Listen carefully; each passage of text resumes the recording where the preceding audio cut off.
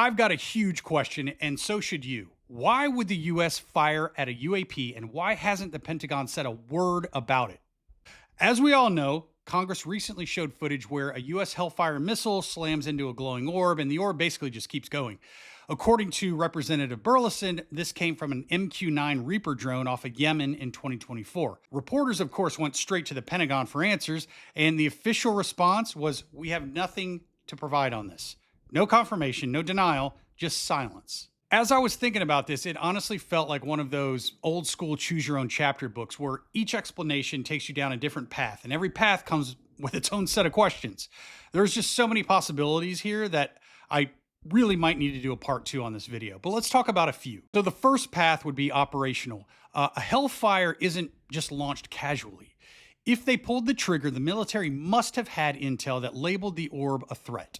And if the missile was kinetic only, meaning no explosive charge, maybe that was a type of restraint because they didn't know quite what it was. The second path would be more technical. Normally, Hellfires detonate on impact. This one didn't. If it didn't, possibilities would include that it was unarmed, it malfunctioned, or the blast maybe wasn't visible in the infrared footage. Total failure is very rare, but this sensor video can be misleading sometimes.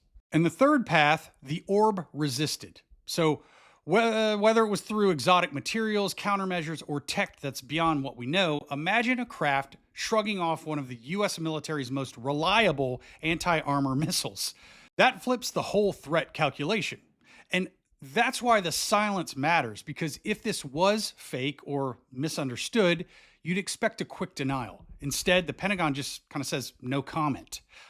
So that's obviously going to fuel speculation. Was this a test? Was it a glitch or a brush with something beyond our technology?